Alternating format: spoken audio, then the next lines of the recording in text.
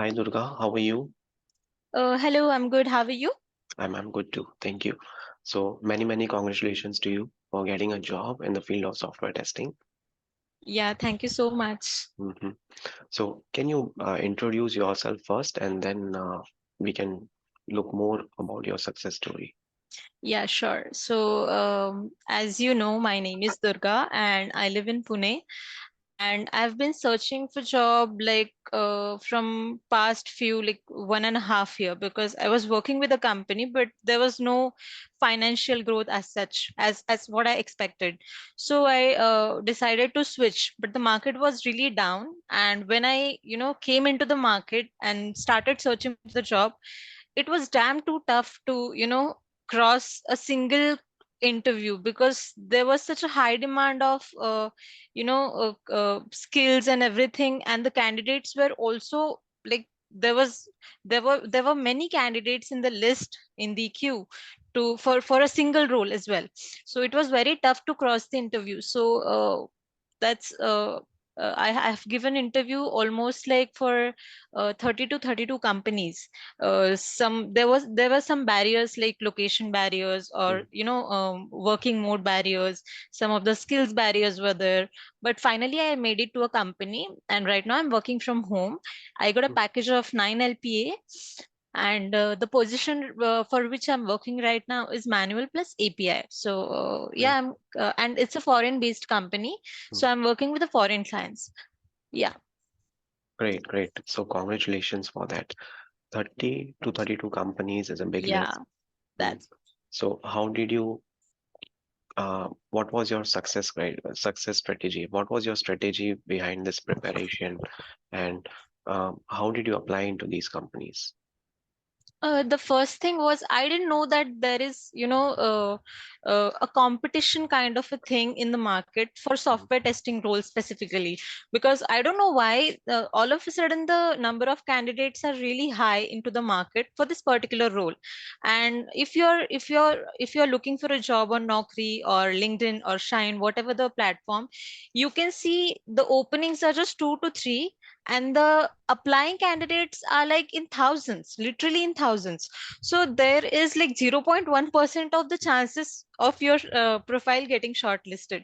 So it was very hectic to applying day to day thing. So for the first 2 3 interviews, like I the first 2 3 interviews were with Cognizant, TCS, Infosys, such companies, because there are bulk hirings. mm, So those companies hirings were there, but they have the cycle of giving assessments, then this round, that round, and it's just a luck if you can made it to the final round or something. mm, So I decided to make a chart and follow that chart.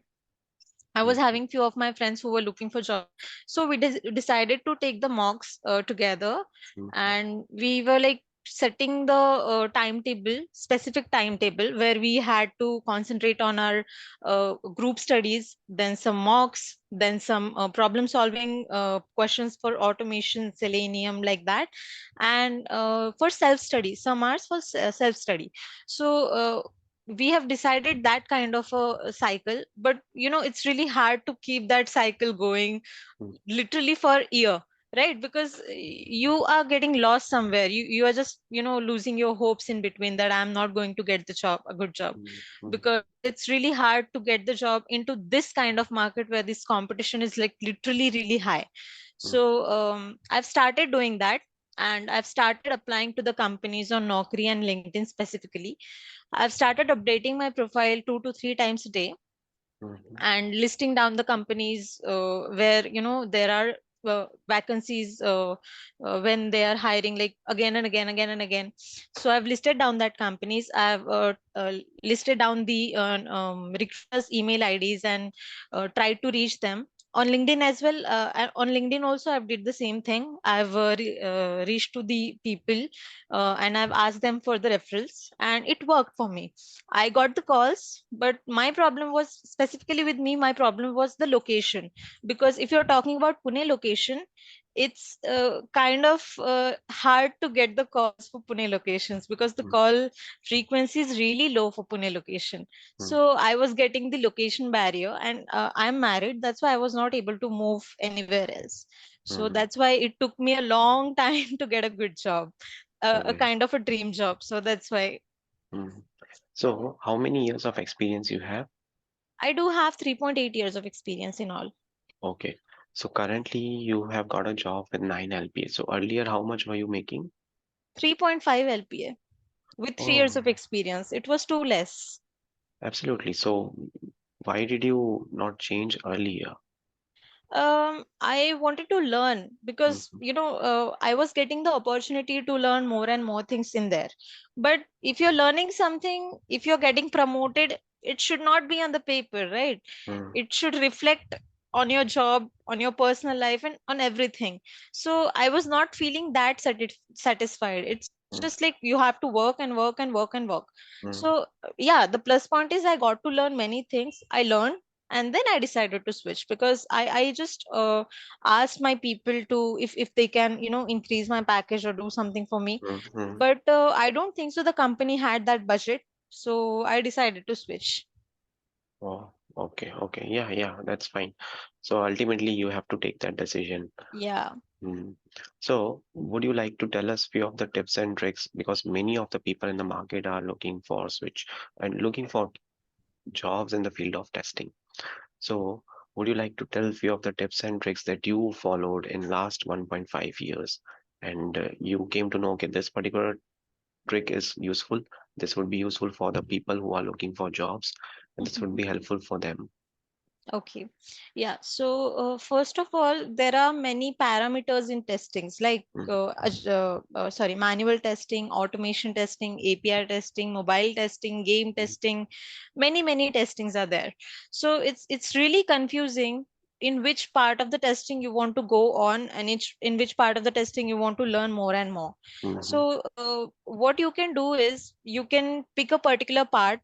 mhm. You, for example, if you're picking a manual part, you have Okay. to make sure that you are covering up each and everything in manual, Mm, like all the kinds of testings, functional, non-functional, smoke, sanity, regression, retesting.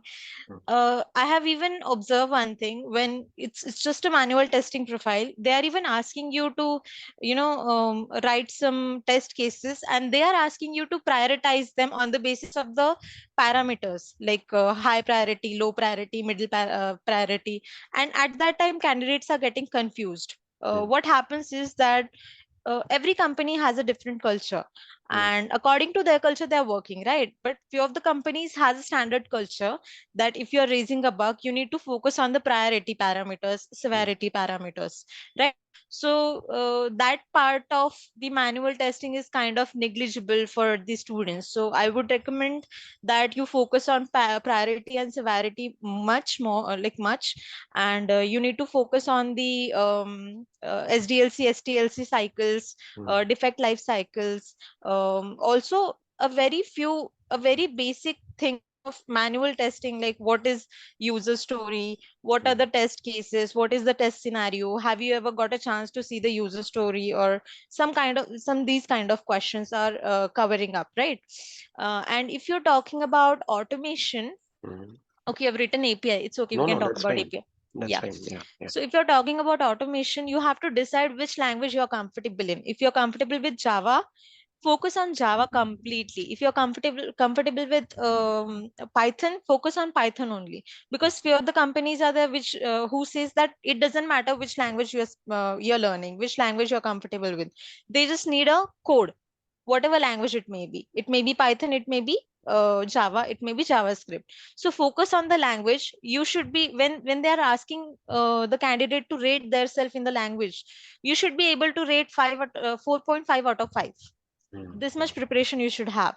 Okay. And yeah, and the tools you're using, like for example, if you're using Selenium, you should Mm, be you should be having a hands-on practice for Selenium. You should be having a practice of writing logical problems as well. When a recruiter or the interviewer is asking you to write a logical problem, uh, they can guess that you are a pro candidate or you're a not a good candidate on the mm, basis of your typing speed as well. Because okay. if you're writing the code fluently, if you're not making mistakes, whether the code is right or wrong doesn't matter. If you're Mm, writing the code fluently, mm, the interviewers get to know that he has a practice of writing the code and he is a true candidate. Because what hello.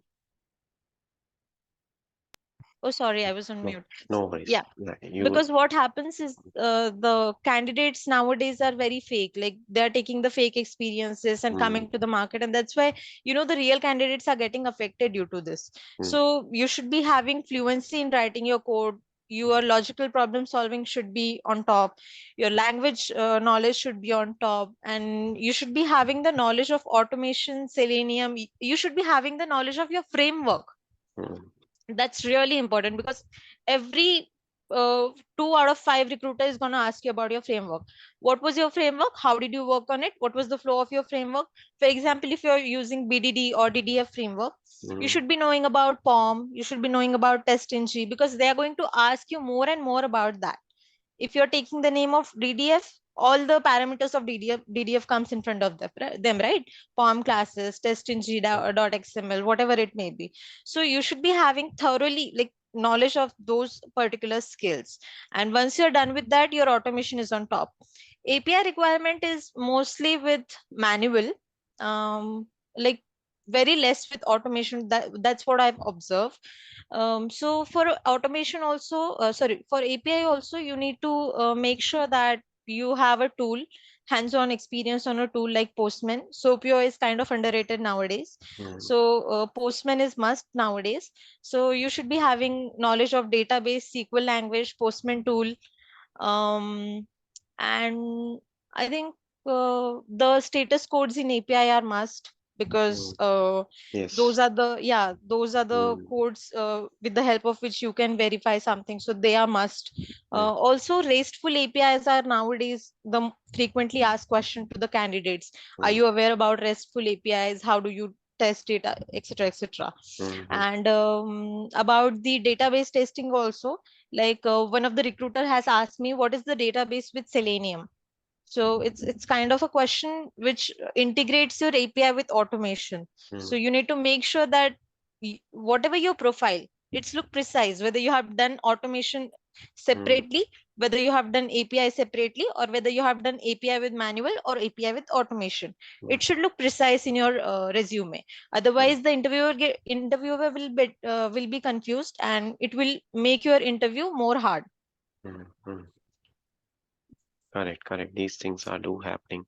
Many of the people they go to the interviews and they are getting confused within the interviews based on various languages. Sometimes they work on Python as well as on Java, and Yeah, then they get confused when writing the code. yeah, correct. Mm, true. Any real time scenario questions that you would like to share? Any 5 to 6 questions if you are able to recall? um the very frequent question, one of the frequent question was, can you describe the framework you have used in your previous automation project? Mm, That was the very frequent question. mm, Every second or third interviewer has asked that question. mm, Then about, as I've said, about low priority, high severity kind of combinations, and they ask you to give an example of that. Then for logical programs, they will ask you about arrays or string most of the time. Array programs or string programs, like reverse array program, or reverse array without variable, or remove the last 2 digits of the array, or reverse the string kind of. Then also, I forgot to tell you something. While doing automation preparation, just make mm, sure that if you are saying that you have worked on BDD framework, mm. it can be there is a possibility that the DevOps team is different in your company, but you should be having a little bit of knowledge about Jenkins. Okay. Because if you're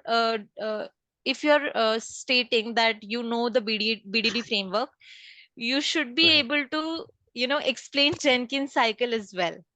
This is kind of must thing Uh, when you're giving automation interview. Because mm, like I have given interview for automation, and most of the recruiters have asked about Jenkins as well. Mm, And in my last organization, the DevOps team, the Jenkins, who used to handle Jenkins, they were different. So it was quite a little bit of, difficult for me to answer DevOps Jenkins and how do we integrate the Jenkins thing. So it was hard for me. So if it's good if you prepare about Jenkins a little bit. And right, right. Just give me a moment. yeah, sure. Okay. So you were telling about Jenkins. Yeah. Yeah, Mm, because when you're mentioning about the BDD framework, they mm, will surely ask you about Jenkins and how do you trigger the flow. Most of the companies have different teams for DevOps and Jenkins, but mm, most of the companies doesn't have. mm, So you have to make sure that you know the CI/CD pipeline, you know Jenkins, you know about the parameters of Jenkins, mm, you know what is the use of pipelines in Jenkins, what is the DevOps, and what are the stacks does Jenkins fit in, and you should be able to answer at least that how to upload data in Jenkins, mm, because if you have the knowledge of it, it's sorted. mm, Because maybe the requirement is that you should handle the CI/CD pipelines in Jenkins as well. So mm, that's why these are the basic things of Jenkins you need to understand, like how to run a Selenium script with Jenkins. mm, That's it. You just follow these certain things about Jenkins, and you are sorted with automation. They are not expecting you to be a pro in Jenkins. It's mm, just that you should be able to answer the basic questions of Jenkins. mm, That's it. Then few of the API questions, like did you have the access of database, and like how much experience do you have in Postman? How do you what are the test cases? For example, they will give you a certain site link for the site to test, and they will ask you to write few test cases for API. mm. So you have to make sure that you're covering the necessary test cases, Mm. what we test for APIs. Then Right. test-ng is the focused part for automation. Mm, They ask you about the test-ng, the assertions. Then oops concept is very less. It's not mm, in much in demand right now. They mhm. don't ask you about oops concepts. Yeah, I think, These are few of the things. yeah. Great. Also, if the candidate is interviewing for the manual testing, Mm, he needs to understand what is end-to-end testing. He should be able to explain with the help of the example what is end-to-end testing. And for example, Amazon or Facebook or Instagram is there, how will you test it end to end? mhm. Yeah. Okay. Right. Fine. So you were mentioning earlier that you uploaded your resume on Naukri.com. You updated it multiple times, and you also approached people on LinkedIn. So what was the approach thing? Like, did you message them? Did you send them cold messages, or did you send the PDFs resumes to them? How did you approach them? Um, on Naukri, I did uploaded my resume, and I used to update it thrice a day, anytime, thrice a day. And usually I used to update it once I wake up, then in the midday, and then at the time of sleeping. And about LinkedIn, I would say I used to, search for testing people, like QA people. Mm, I used to ping them. I used to see the profile and the company they're working in. In if there is any opening, I used to ping them. Like there is a premium version of LinkedIn which right. allows you to message the candidates which you are not, connected with. Mm, But what I used to do is I used to connect with them and add a note with them. It has a certain limit of 250 words something. So I mm, used to tell them that I'm in search of a job. I'm looking for a change. Will you please connect with me and refer me? I've seen an opening in your company. If we connect, I'll share my details with you so that I'll get a referral. So right. in this way, I used to connect with them. And if somebody is accepting my request, then I used to send them my documents like cover letter and resume as well. Mm, and used to request them if you can refer me. So some of them used to refer, and some of them used to give the mail IDs of HR hiring managers. mm. So it worked. Great. Do you think purchasing LinkedIn Premium or Naukri Premium is necessary? It's waste of time, I'd say, because Okay. I did it. I personally did it. I wasted my money in that. It's of no use. You can Mm, still connect with the members. You mm, just need to know the tricks how to connect with the members, right? For mm, example, on Naukri, many of the profiles have phone numbers or HR's name in there. You mm, can copy that HR name onto LinkedIn profile, search with the company, and you can find that person. You can connect with that person, mm, right? And I think LinkedIn has certain limits of adding notes to people. Like for example, they have 20 people limit. Like you can connect with 20 people by adding note, and after that you need to wait for a month to get the new 21. So it's like it's of no use for me. I still connect with people. I still ask them for reference if I want, and I still give reference to people if they want. So you can easily connect with people on LinkedIn. That's It's not an important thing to purchase something. It's waste of money especially if you don't have a job. okay, okay, great, great. Okay, then. I think, Durga, we have covered a lot of things. Anything else you would like to cover? No, I would just say that if somebody is searching for a job, you need to focus more on your skills Mm, instead of applying for job. What candidates are doing, they're like applying for jobs for the whole day, and mm, if by chance they are getting called, they are not prepared because mm, they are busy in applying for the whole day. So I would say if you're planning to get a new job, plan your day. For the rest of the day, for the half day, you can study or something, and for the rest of the day you can apply. And if you are saying that you have mail IDs of recruiters, or if you want to take a follow up, you can do that at night, evening time or by night as well. You can just schedule your emails so that they can get sent at morning time, and you can study at that time, right? You just don't have to waste your time, because market is like really really uh, uh, competitive right now. mm, Testers have no place in the markets. It's just mm, your luck. That's it. It depends on your luck if you get shortlisted. Because if your profile is matching 10 on 10, then also you're not getting calls, mm. because the number of candidates are really high and the openings are really low. So it completes your completely on your luck. So that's why don't waste your chance. If you're getting a call, you need to study properly so that you're not wasting your chance. That's it I wanted to say. Mhm. Right, right. Just last thing. Do you think purchasing courses on Udemy is helpful? Yes, of course, I did Mm-hmm. that. Even, I had the access of Udemy from my company. Mm-hmm. So I used to, I had it for free, so I didn't have to purchase it. But I would say you just have to look at the curriculum properly and purchase it, so that you will get the certificate as well, and you will get the knowledge as well. Because few of the Udemy courses have, live projects in there. Mm-hmm. So they're teaching you, they're giving you the Git repository as well. So it's helpful for you if you are learning something. It's really helpful. YouTube is also the part, but Udemy is also a a part, because you get the certificate as well, and you get to learn the live project and everything as well. Correct, correct. No, definitely that's a good thing.